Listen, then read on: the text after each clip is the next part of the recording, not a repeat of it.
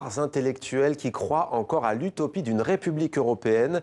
Dans son nouveau roman, fiction 100% bruxelloise, l'écrivain autrichien s'alarme pour l'Europe. Bonsoir Robert Manasse, merci d'être avec nous sur TV5 Monde. La capitale, c'est le titre de votre roman. Alors l'histoire commence sur le modèle de l'enquête policière par l'assassinat d'un homme à l'hôtel Atlas de Bruxelles, alors que dans la ville, il y a un cochon qui parcourt bizarrement les rues.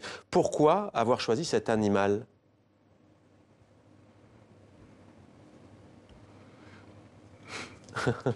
Das Schwein ist eine universale Metapher. Le cochon, c'est une métaphore universelle.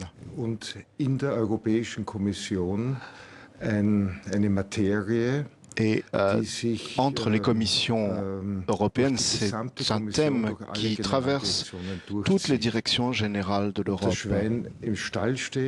Que le cochon soit dans sa porcherie, chez le boucher, dans l'industrie de la saucisse, ou dans les boutiques, ou dans les conteneurs pour l'exportation. À chaque fois, c'est une autre direction générale qui s'en occupe. Le cochon, en fait, regroupe tous les domaines politiques de l'Union. Tous les domaines politiques de l'Union européenne. Alors dans ce roman, vous vous intéressez précisément à la Commission européenne. Vous avez vous-même vécu à Bruxelles. Alors il y a cette scène cocasse au début du livre et symbolique où ce cochon va semer la panique, il va renverser un Turc. Il y a un homme âgé qui va tendre la main à ce Turc qui s'appelle Ghouda Mustafa. Son père l'avait mis en garde contre l'Europe, cet homme turc. Mis en garde contre quoi, Robert Manasse? Schauen Sie, Europa, das europäische Einigungsprojekt hat ja keinen guten Ruf, das wissen wir. Le projet d'unification européenne n'a pas une bonne réputation. Il y a beaucoup de problèmes, il y a beaucoup de conflits. Les nationalistes sont de plus en plus forts. Les scissions sociales ne cessent de s'agrandir. Cela veut dire que l'Europe n'est plus cet objet de nostalgie, de désir qu'il était il y a encore quelques années. Et pour moi, c'était une meilleure entrée dans le roman. Et l'entrée dans le roman, on n'en dira pas plus, est menée par l'obèse commissaire Émile Brunfaut, qui est vite déchargé, ça va tourner court. Ça a surtout l'air d'ailleurs d'une parodie Da Vinci Code. Vous avez parlé déjà des populismes qui montent en Europe. Comment l'expliquez-vous, juste vous qui rêvez d'une république européenne ?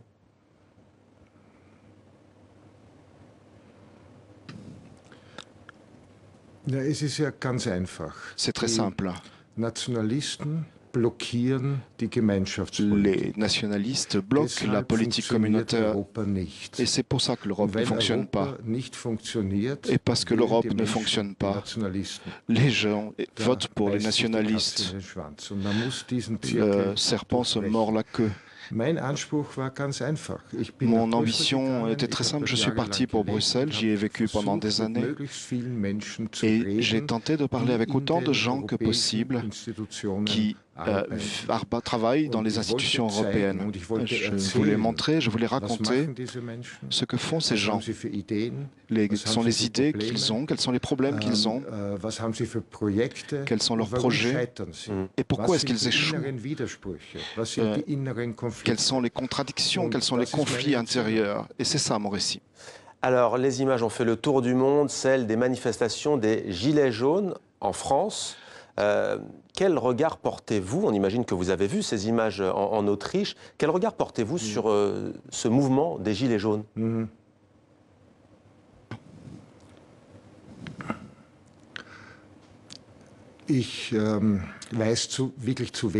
J'en sais vraiment trop peu. Je sais simplement qu'au moment où ça a commencé, il y a eu une grande euphorie, y compris en Allemagne ou en Autriche, de voir ainsi un mouvement qui partait du peuple et qui apparemment demandait des réformes et des améliorations. Cette euphorie-là, elle a disparu, elle n'existe plus. Et nous avons le soupçon que ce mouvement soit très fortement manipulé, sapé par des gens d'extrême droite.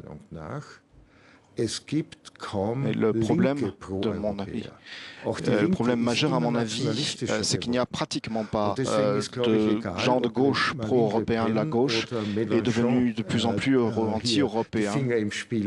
Et on peut penser que Marine Le Pen ou Mélenchon ont leur main dans cette histoire. Ça, c'est tout à fait inquiétant. Daniel Cohn-Bendit a dit que la jaune n'a jamais été sa couleur préférée. Merci beaucoup Robert Menasseux, grand écrivain autrichien, d'avoir répondu à nos questions. Dankeschön. Ja, sehr gern.